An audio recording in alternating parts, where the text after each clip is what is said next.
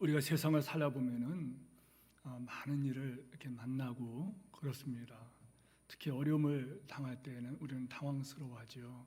그런데 그래서 모든 사람들이 그 어려움을 당할 때 이렇게 생각하는 그런 말들, 이거 빨리 지나갔으면 좋겠다. 이런 말 지나갔으면 좋겠다. 그러니까 이제 사람들이 이제 그런 말을 또 만들어냈어요. 어떤 사람은 그것이 다윗이 한 말이다. 그런데 그런 근거는 없는 말이고, 이 또한 지나가리라. 이런 말 많이 들어보셨죠? 이것 또한 지나가리라. 그 와중에서는 이제 죽었구나 하지만은 돌아보면은 지나갔다는 거예요. 근데 단 믿음으로 행했느냐 안 했느냐. 믿음으로 행한 뒤안길은 보면 참 아름다워요. 이렇게. 근데 믿음으로 행하지 않은 그 길은 정말 부끄럽습니다. 근데 문제는 그것이 다 기록이 되었다는 거예요. 여러분 믿음으로 가시기를 축원합니다. 지금 코로나 사태 때문에 교회마다 그리고 가정들 또 개인이 큰 위기를 당하고 있습니다. 우리나라뿐만 아니라 여러분이 아는 것처럼 지금 전 세계적으로 어려움의 문제로 세계적인 위기로 받아들여서 여러분 유엔 산하의 WHO에서도 이제 이것을 전 세계적인 문제로 이렇게 선포하지 않았습니까? 위기에 대해서 사전을 찾아보니 이렇게 정리되었습니다. 위기는 안전, 경제, 정치, 사회, 환경 등의 측면에서 개인, 조직, 지역 사회 또는 사회 전체의 불안정하고 위험한 상황을 초래할 수 있는 돌발적인 사건이다. 이렇게 되어 있어요. 대충 무슨 말인지 아시겠죠? 이 사전에서 그대로 옮겨온 것입니다. 그 위기는 뭐냐? 돌발적인 사건이라는 거예요. 돌발적인 사건이다. 불안정하고 위험한 상황을 일으킬 수 있는, 초래하거나 초래할 수 있는 돌발적인 사건이다. 영어로 위기라는 말을 여러분 크라시스라는 말을 쓰지 않았습니까? 근데 이 그리스 말에서 나온 말인데, 헬라 말에서 나온 말인데, 거기도 크리시스 이렇게 헬라 말에는, 헬라어에서는 이것을 말하면 크리시스 이렇게 말합니다. 근데 크라시스라고 하는 이 그 위기라는 이 영어 단어는요, 이것은 여러분 합성어라고 합니다. 그러니까 위험과 기회.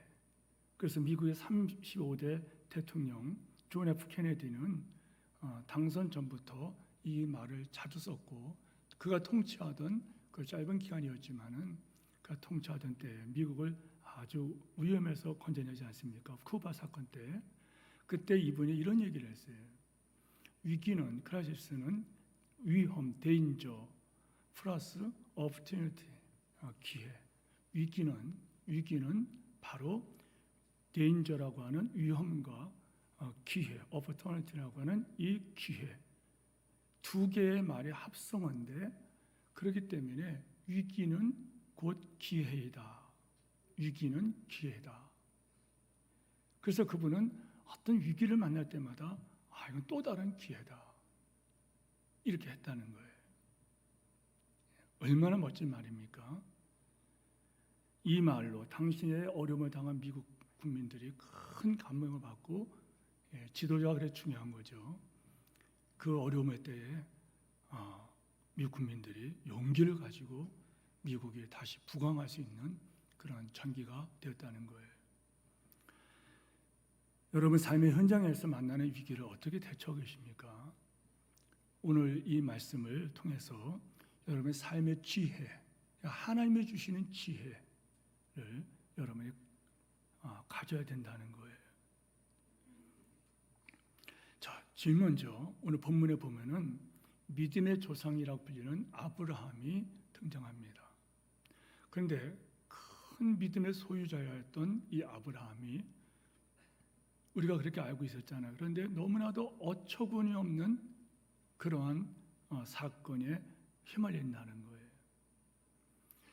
아브라함이 그가 너무나 어처구니 없는 사건이다 말했는데 아브라함이 이런 행동을 할 수밖에 없는 상황은 바로 아브라함이 만든 상황이 아니에요. 그 땅에 가뭄이 왔고 기근이 왔다는 거예요. 가나안 땅에 들어갔는데 얼마 안 됐는데 기근과 가뭄이 왔다는 거예요. 가뭄이 오니까 기근이 오고 기근 때문에 이 가뭄의 때가 너무 힘들었어요. 사실 여러분 이때 생각해 보십시오. 아브라함은 하나님의 약속만을 붙들고 자기가 살던 메소포타미아를 떠나가지고 지금 하나님 말씀에 따라 가나안 땅에 거기 들어간 것입니다.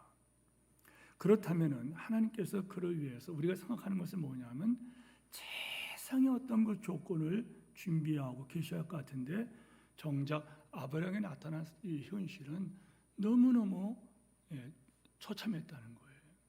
가보니까는 그 땅은 주인 없는 땅이 아니라 이미 그 땅에는 주인이 다 차지하고 있는 그런 땅이에요. 해변도 들판도 산악지역도 요즘 말하면 제가 자주 인용하지만은 어천에 가니까는 그 해변가에도 거기에 어부들이 살고 있었고 그리고 평야 지역에는 농민들이 살고 있었고 그리고 도시에 오니까는 도시민들이 살고 있었다는 거예요.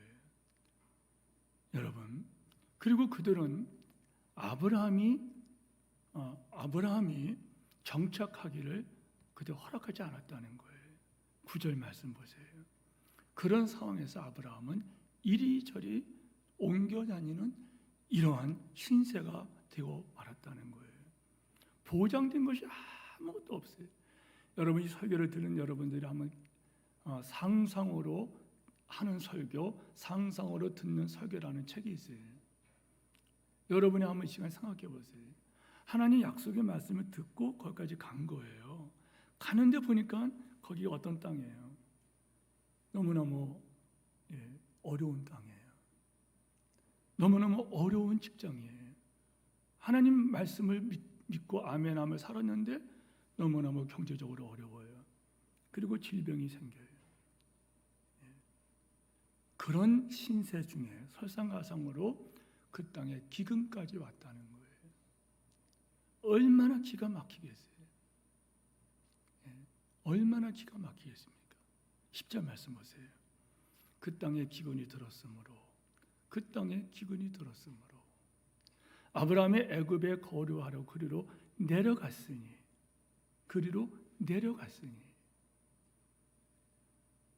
이는 그 땅의 기근이 어땠다고요? 심하였다. 제 어릴 때 얘기 자주 하죠. 이부 성도들은 편안하게 제가 설교하니까 여러분 들어보세요. 3년 동안이나 그 가뭄이 온 적이 있어요. 제 어릴 때. 몇 살 때는 생각이 안 나요. 얼마나 어려웠는지요. 저희 동네에서는 굶어 죽은 분은 없어요. 그런데 흉흉한 소문이 들리는 거예요. 옆에 동네에서 사람이 굶어 죽었다. 도와줄 것도 없어요. 얼마나 어려웠는지. 저희는 그래도 좀 여유가 있는 집안이라 그런 걸 안 당했지만은 그런 때도 제 어머니하고 아버님께서도 틈만 나면은 들판에 나가서 냉이라든지 달래라든지 그리고 먹을 수 있는 그런 걸 따다가 말려놓고 그거를 이렇게 끓여 먹고 그런 것을 하고 그랬어요. 그러니 물질적으로 어려움을 당한 분들은 얼마나 괴로웠겠어요.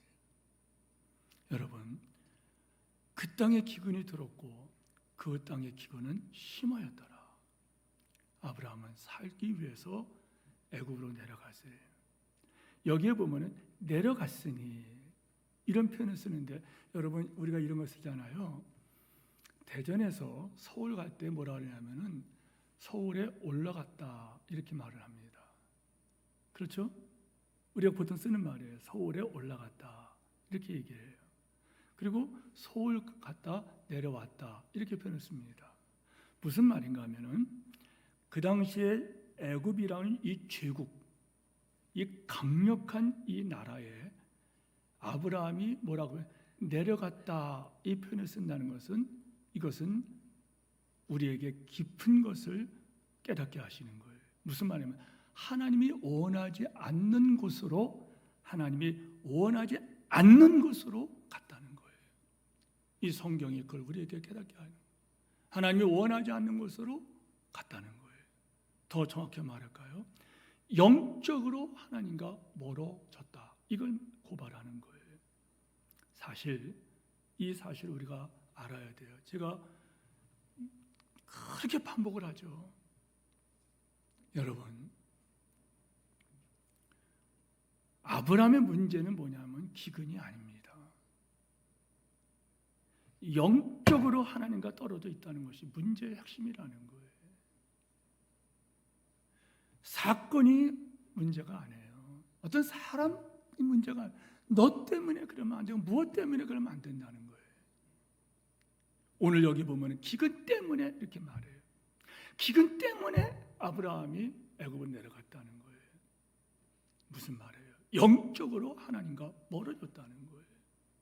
어떤 고난이나 시련이 와도 하나님을 의지하고 간구하면은 그 문제는요, 따라서 하세요. 내 문제, 다 같이 고백하십시다. 나의 문제, 그 문제가 나의 문제가 아니라 따라서 하세요. 하나님의 문제. 아멘. 어떤 시련이 오더라도 그 문제가 내 문제가 아니라 하나님의 문제가 된다는 거예요. 그 문제는 내가 붙들고 있으면 내 문제가 되지만은 그 문제를 하나님께 기도로 맡기면은, 믿음으로 맡기면은 그 문제는 하나님의 문제가 된다는 거예요. 근데 아브라함이 어떻게 했나요? 내가 그 문제를 해결하면 내 문제라 더 큰 문제가 된다는 거예요. 인간적인 선택으로 파생된 문제가 막 노출되죠. 11절 보세요. 같이 읽겠습니다. 11절 시작. 그가 애굽에 가까이 이르렀을 때에 그의 아내 사라에게 말하되 내가 알기에 그때는 아름다운 여인이라. 아브라함이 기근을 피해서 애굽으로 내려갔어요. 그런데 사라의 문제로 겁이 났어요. 사라가 여기 보면은 너무너무 아름다운 여인이라. 그래서 자기를 죽이고 그 자기 아내를 빼앗아 갈까 봐, 자기가 죽을까 봐, 그래서 생각하는 것이 여러분 속이는 거예요. 12절 13절 자기 문제를 자기 해결하죠. 12절 같이 읽어봐요. 시작. 애굽 사람이 그들을 볼 때 이르기를 이는 그의 아내라 하여 나를 죽이고 그들은 살리리니 원하건대 그들은 나를 누이라 하라. 그리하면 내가 그들을 말하며 안전하고 내 목숨이 그들을 말하며 보존되니라 하니라. 믿음의 사람이라는 아브라함은 인간적인 방법으로 그 문제를 풀어가려고 합니다. 사실 창세기 20장 12절에 보면은 여러분 이 이북누이 아브라함과 사라 관계는 이북누이죠. 그런데 법적으로는 지금 이북누이가 아니잖아요. 혈통적으로는 이북누이가 결혼해서 부부가 됐다는 거예요. 그런데 목숨을 부지하기 위해서 그 사실을 숨기려고 했다는 거예요. 성도 여러분, 우리가 잘 알고 있어요. 알고 있지만은 우리는 아는 대로 행하지 않아요. 문제 해결을 위하여 머리를 굴립니다. 잔머리를 굴립니다. 그러나 여러분, 결과는 처참합니다. 하나님의 사람이라면 문제를 그렇게 해결하면 안 된다는 거예요. 하나님의 백성이라면 잔머리 굴려서는 절대 승리할 수 없다는 거예요. 어떻게 될까요? 여러분, 그럼 자격기에 빠집니다. 하나님께서 그렇게 허락하십니다. 자, 한번 14절에서 16절까지 다 같이 스크린 보시고서 함께 읽겠습니다. 시작. 아브라함이 애굽에 있을 때에 애굽 사람들이 그 여인의 심히 아름다움을 보았고 바로의 고관들도 그를 보고 바로 앞에서 칭찬함으로 그 여인을 바로의 궁으로 이끌어 들인지라. 이에 바로가 그로 말미암아 아브라함을 후배함으로 아브라함이 양과 소하여 남순 하기와 낙타를 얻었더라. 사라의 미모가 아주 뛰어났던 것 같아요. 그래서 어디를 가든지 어디를 객관적인 사회에서 힘이 아름다웠다. 그리고 보는 사람마다 심히 아름다웠다. 얼마나 아름다웠을까? 얼마나 아름다웠으면은 아브라함도 그러고, 그리고 이방인들인 애굽 사람들이 그 여인을, 애굽 사람들이 이랬으니까 보는 사람마다 그 사람을 쳐다보자마자 참 저렇게 이쁜가, 저렇게 아름다운가, 와, 저런 사람 있나, 막 감탄했다는 거예요. 그리고 바로의 높은 그 옆에서 보필하는 그 고관들도 그를 보고 바로 앞에서 칭찬을 했다는 거예요. 그러니까 바로가 끌어들였죠. 왜 끌어들였을까요? 결혼까지 하려고 그랬다잖아요. 그 나중에 말씀 보면은, 그래서 이 아브라함은 배우자가 될 사람의 오빠라는 명분으로 바로 왕에게, 애굽 왕 바로에게 많은 선물을, 하사품을 받아요. 그리고 16절 보면은 벼락부자가 됩니다. 요즘 말하면 돈벼락을 맞게 돼요. 갑자기 큰 부자가 되었다는 거예요. 그런데 성도 여러분, 아브라함에게 있어서 그것이 무슨 의미가 있을까? 사랑하는 아내를 빼앗겼어요. 얼마나 괴로웠을까? 문제는 이제 와서 그 문제를 해결할 수가 없어요. 일이 꽈였다는 거예요. 더 꽈졌어요. 믿음으로 행하지 않으니까 일이 더 꽈졌어요. 다시 되돌릴 수도 없어요. 헤어나서는 깊은 수렁에 빠져버려요. 수렁이라는 거 여러분 아시죠? 도시 사람들은 몰라요. 전에도 제가 말했지만은 시골에서 깨구리 잡으러 갔다가 개구리들이 연못에 많아요. 그런데 개구리 잡으러 갔는데 거기 연못에 개구리들이 막 모여 있어요. 그런데 주변에서밖에 못 잡아. 이렇게 주변만 때리면은 쭉 뻗어 있으면 그것만 이렇게 건져내서 철사거리에 껴안고 그랬는데 너무 많은 거예요. 그런데 그걸 잡으려고 들어갔다가 푹 그냥 수렁에 움직이면 빠져본 데는 아실 거예요. 움직이면은 잠깐만 빠져. 움직일 때마다 쑥쑥 들어가요. 나중에 이거를 뭐 할 수가 없어요. 여기까지 빠졌는데, 나중에 그 꼬맹이들이 뭘 건지겠어요. 어릴 때니까 애들이 겁이 나서 그냥 다 도망가고서 저 동네 사람들에게 저기 성을 빠졌다고. 나중에 보니까 제가 막 여기까지만 오는데요. 막 그 상상이 안 되는 얼마나 두려운지. 막 코는 막 움직이면 막 빠지죠. 마침 그때 지나가는 어떤 형이 그걸 보고 소리를 막 우는 거 보고 와서 빼내줬는데요. 여러분, 수렁이 그거예요. 아브라함이 불신으로 출발하니까 수렁이 점점 깊어졌다는 거예요. 자, 그런데 여러분, 우리가 이 사실을 다시 한번 가야 돼요. 인간은 범죄하지만, 그리고 하나님을 떠나가지만은 하나님 범죄한 인간을 쫓아오셔서 해결하신다는 거예요. 우리는 그 창세기부터 보잖아요. 인간이 범죄해서 하나님을 떠나갑니다. 그리고 인간이 하는 그 짓을 보십시오. 어떤 짓입니까? 우리가 이럴 때 짓거리라는 말을 쓰죠. 어떤 짓을 합니까? 무화과나무 잎을 따다가 어떻게 하면 무화과나무를 따다가 자기의 부끄러움을 가려요. 그러나 해가 뜨니까 또 거기에 부끄러움이 드러나요.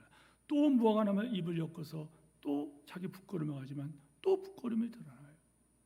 그때 하나님께서 찾아오셔서 어린 양을 잡아가지고 가족을 베껴서 부끄러움을 가리지 않습니까? 불행 중 다행인 것은, 감사한 것은, 놀라운 것은 아브라함이 이렇게 망쳐놓은 이 사태를 하나님께서 직접 수습해 주셨다는 거예요. 하나님은 한 번도 택하신 당신의 백성들을 포기하지 않으시면 아멘 하시기 바랍니다. 독생자 예수 그리스도를 보내실 때에 우리의 모습이 어떠했어요? 연약하고 죄인이 없고 하나님과 원수된 그 관계 속에서 하나님께서 독생자 예수 그리스도를 보내심으로 우리에 대한 당신의 사랑을 확증해 주셨느니라. 자, 17절 말씀 같이 보겠습니다. 시작. 여호와께서 아브라함의 아내 사라의 일로 바로와 그 집에 큰 재앙을 내리신지라. 성경에는 이것이 명시되어 있지 않아요. 그러나 많은 학자들이 이 큰 재앙이 뭘까? 하나님께서 내리신 큰 재앙이 뭘까? 사람이 뭐 해코지 한 게 아니에요. 하나님께서 주신 이 큰 재앙이 뭘까? 하나님께서 내린 재앙이 뭘까? 많은 분들이 이것을 큰 질병이었다 이렇게 해석을 합니다. 그러자 이 바로 왕은 기겁을 했어요. 기겁을 합니다. 갑자기 그 일을 당하니까 아브라함 불러드려요. 18절 19절에 보세요. 바로는 하나님이 너무너무 두려웠어요.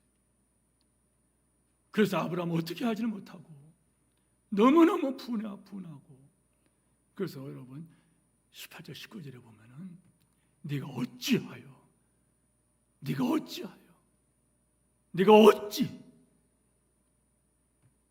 부들부들 떨면서 이렇게 얘기했을 거예요. 어떻게 그렇게 거짓말을 해서 사람의 궁지에 몰아넣느냐? 네 여동생이라 그러지 않았느냐? 아브라함 아무 대답도 못해요. 여기서 우리 생각해 봅니다. 한번 생각해 봅니다. 가정입니다. 만약에 아브라함이 그 땅에 기근이 닥쳤을 때 하나님 말씀이 가나안 땅에 머물러 했으니까 그 땅에서 그냥 머물러 있었으면 어떻게 됐을까? 어떻게 됐을까요? 여러분 어떻게 됐을 것 같아요? 죽었을까요?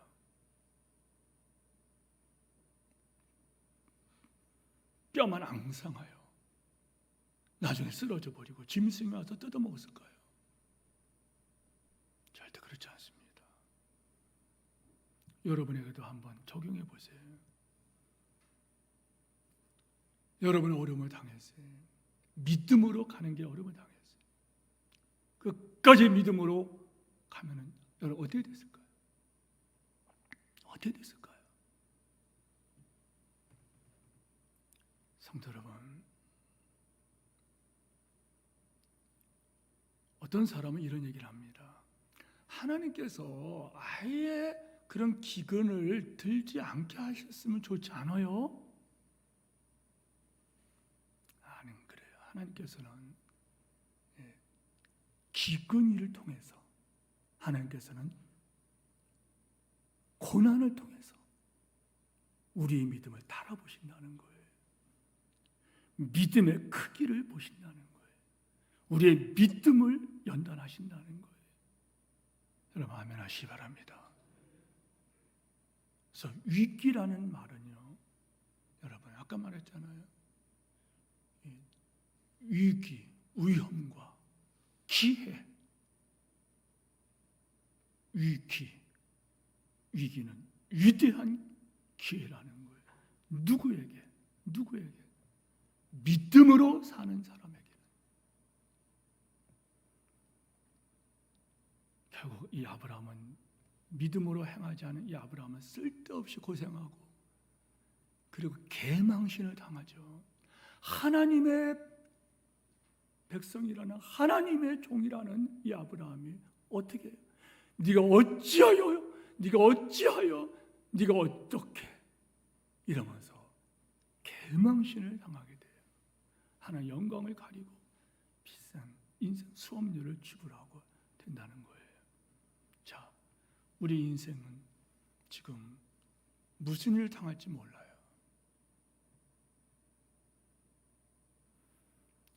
지금 인생의 가뭄과 기근을 만났습니다. 그리고 이것은 점점 더 퍼질 거예요. 어디까지 사실인지 모르지만은 지금 우한 코로나, 그리고 한국에 와서, 우리나라 와서 이렇게 맹위를 떠치는 이것이 또 이태리로 들어갔다 그러잖아요. 중국인들이 왔다 갔다 하면서 이태리 퍼졌다 그러잖아요. 그런데 벌써 변종이 나타나가지고서 어디까지 진실인지 모르지만은 연세대학교 교수가 그런 얘기를 했다고 그러죠. 이태리에 퍼진 코로나와 우리나라 퍼진 코로나는 다르다. 우리나라보다 거기는 4배나 강력한 코로나다. 이미 변종이 일어났다.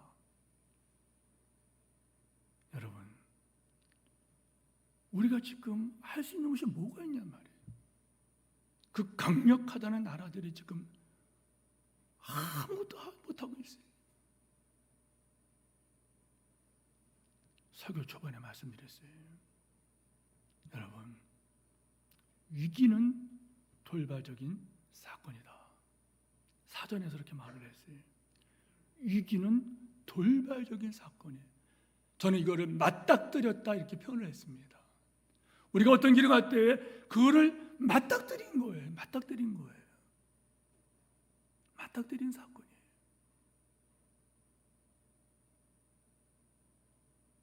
전에 우리 교회 오늘 집사님이 다른 얘기입니다만은 여러분에게 이미 말씀드린 이야기예요. 그 여집사님은 이화여대 출신이고 남편은 한양대 출신이에요. 결혼을 했어요. 둘 다 우리 교회 집사님이었다가 그분이 서울로 이사를 가면서 우리 교회를 떠나게 되었어요. 근데 그 여집사님이 저한테 자주 와서 눈물로 호소하며 기도를 부탁한 것이 있어요. 내가 그때 그 미팅에 나가지 않았으면은, 내가 그때 그런 상황에 들어가지 않았으면은 내 남편은 안 만날 건데, 이러면서 그가 괴로워하는 그걸 봤어요. 거기에서 자기가 선택했어요. 그러나 주여 인생의 걸음을 걷는 자에게 있지 아니하나이다. 사람이 자기 길을 계획할지라도 발걸음 하나님 인도하시는 거예요. 그때 그 집사님 드린 말씀이 하나님께서 그 영혼을 당신에게 맡기신 것입니다. 이혼할까 봐요. 이렇게 하지 마시고 아내들이여 남편에게 복종하라. 하나님의 권위, 오소리티, 하나님의 권위에 순종하여 당신은 남편을 사랑하는 것이 당신의 직무다. 그게 성직이다. 그 직무를 버리지 말아라. 포기하지 말아라. 끝까지 가봐라. 훗날에 그분이 간증을 이렇게 하세요. 그 가정이 회복이 됐어요. 어떻게 해요? 끝까지 순종하고 끝까지 헌신하고 울면서 버티고 견디니까 남편이 변하고 그 시아버지가 변하고 시어머니가 둘이에요. 둘. 본부인과 첩이 한 집에 살아요. 시어머니 둘이 다 변했어요. 그때부터는 이분이 때문에 온 가족이 주님께로 돌아왔어요. 할렐루야. 위기가 뭐냐? 위기는 안전, 경제, 정치, 사회, 환경 등의 측면에서 개인, 조직, 지역, 사회 또는 사회 전체에 불안전하고 위험한 상황이 초래하거나 초래할 수 있는 돌발적인 사건이다. 믿음으로 사는 사람에게는 위기는 새로운 기회라는 거예요. 위험 플러스 기회. 여기에서 위험을 우리가 뺄 수가 없어요. 위험을 뺄 수가 없어요. 코로나 걸린 분들이 여러분 이 위험을 여러분 그들이 자초했습니까? 맞닥뜨린 거예요. 인생에 가는 길에 맞닥뜨린 일들이에요. 그럴 때 우리는 원망합니다. 너 때문에 그렇다. 환경 때문에 그렇다. 절대 안 해. 사람들은 위기라고 말하는 것은 여러분 또 하나의 기회라는 거예요. 시편 50편 말씀 우리 함께 여러분 암송한 말씀입니다. 환난 날에 나를 부르라. 시작. 환난 날에 나를 부르라. 내가 너를 건지리니 네가 나를 영화롭게 하라. 우리 모두 아멘. 다시 한번 아멘. 다시 한번 크게 아멘. 환난 날에 지금 환난을 당했잖아요. 하나님께서 개입하십니다. 네가 할 것은 나를 부르라. 내가 너를 건져줄 것이다. 네가 나를 알게 될 것이다.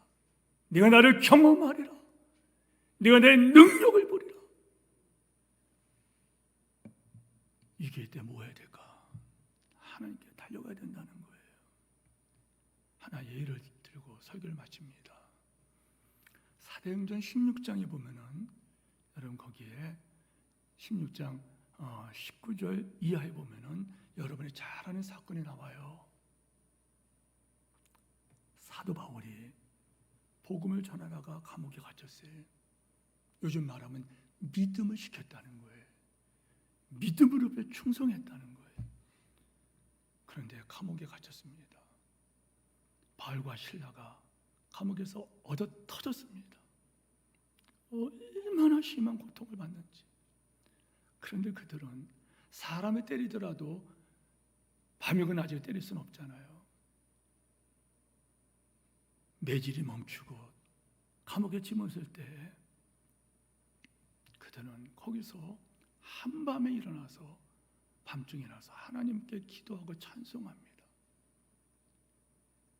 믿음으로 한 거죠. 갑자기 큰 지진이 일어납니다. 그리고 옥문이, 감옥의 문이 열려버립니다. 그리고 희한하게 발에 채웠던 쇠고랑이 다 그냥 저절로 풀어집니다. 이때 옥문이 열어지고 제수를 도망한 것을 알고 간수가 자결을 하려고 그러죠. 그때 사도 바울이 자결을 하는 것을 못하게 막고, 그리고 그 집에 가서 온 가족이 복음을 전하고 온 가족이 믿게 돼요. 그리고 세례를 받고 온 가족이 구원만 역사 나타나요. 그 후에 여러분 어떻게 되는지 압니까? 사도행전 여러분 보셨죠? 이 간수장과 이 가정과 누디아의 가정이 합력하여 빌립보 교회를 세우게 됩니다. 그리고 빌립보 교회는 지금 말하면 전 유럽의 선교 전초 기지가 돼버려요. 그리고 유럽의 복음이 증거되는 역사가 나타납니다. 성도 여러분, 맞닥뜨린 이 환난의 때, 맞닥뜨린 어떤 현실들,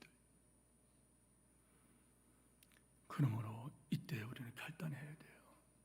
주님께로 달려가는 여러분들에게를 축원합니다.